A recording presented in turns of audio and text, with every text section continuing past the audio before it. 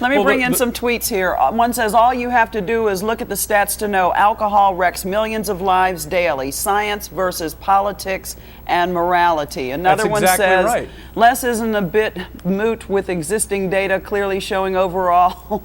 This one doesn't make any sense. But anyway, go ahead, Brian. What were you saying about that first one? That's exactly right. But another one says marijuana is much safer than alcohol. We as a society have had a battle over the legalization of alcohol, and it's something that our Constitution has dealt with. And it's something that's allowed. People are allowed to use it. And I drink a beer every once in a while. I don't think there's anything wrong with that. But as a society, and there's nothing wrong with smoking a joint. Yes, nothing there wrong is. with what, Brian? Because it causes so many problems for our society. You mean like alcohol? Look, you have to and have tobacco? reasonable lines, reasonableness, and reasonable lines. I've drawn my line. I think society's drawn the line at marijuana, and you have drawn it in a different place. What about all those statistics that Alan just cited? And in fact, there is the most recent survey says that 56% of Californians favor legalizing pot for recreational use. So a lot of people are moving that line the same way they did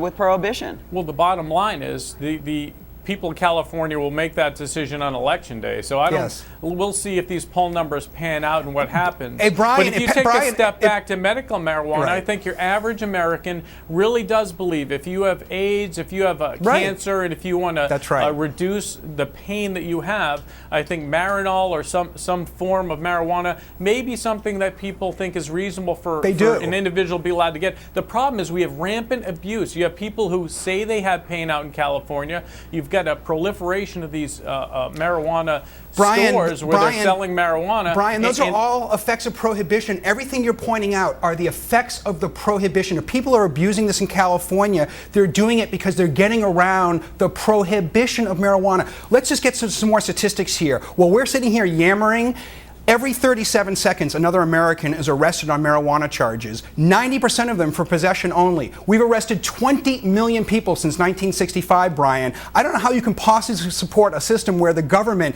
violently intervenes in the lives of otherwise productive tax-paying citizens like me. The government intervenes in the heroin trafficking.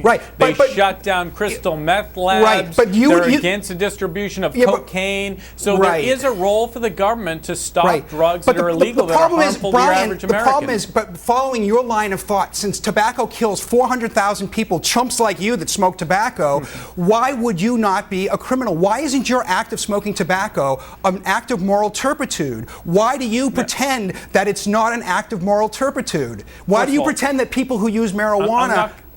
I'm not going to accept a lot of your premises. First of all, marijuana is not good for you. It's not good just like for you. alcohol and tobacco are not good for you, Brian. We know that smoking is not good for you. So why don't we make that illegal too? Do you think we should? Brian, ice cream is not good for you. Would you make ice cream illegal? That's pure fat. No, I love ice cream. I love it. It's great. So, Brian, the problem is... but ice cream doesn't make you high, Alan. It doesn't impair you. So what we're talking about here, to use my favorite 25-cent word here, which I hope Brian will appreciate, we're really talking about psychopharmacological McCarthyism. How you like that one? Whoa. Explain that one. How could we have a society today where alcohol kills 100,000 people a year? All around America today, people will get pulled over for drinking and driving. 400,000 people will die annually just for using tobacco. That's right. So how could we justify arresting and incarcerating somebody who's using a substance that doesn't kill, doesn't addict, and doesn't cause the same problems of the drugs you consume? It does addict. It is addictive. Marijuana is an addictive drug. And it's a gateway drug to other drugs. By the way, Brian, is alcohol a gateway to other things? I mean, like marijuana? I mean, honestly, take a step back. Alcohol might lead you to marijuana, might lead you to who knows what else. Cocaine. Why doesn't it work that way? The gateway effect is absolutely not true. For every 102 people in the United States, according to the government data that measures people who use drugs, for every 102 people who use marijuana, one goes on to use heroin or cocaine. So blessedly, thankfully,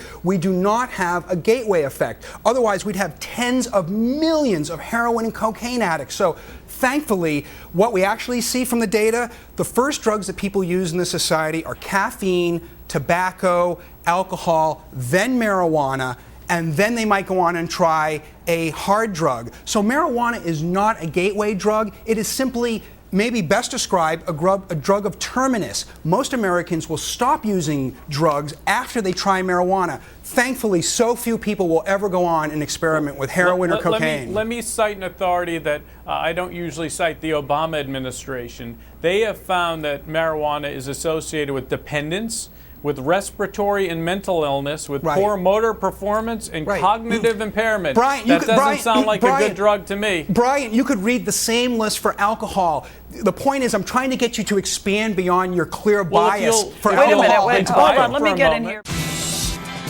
ABC News Now. Good to know.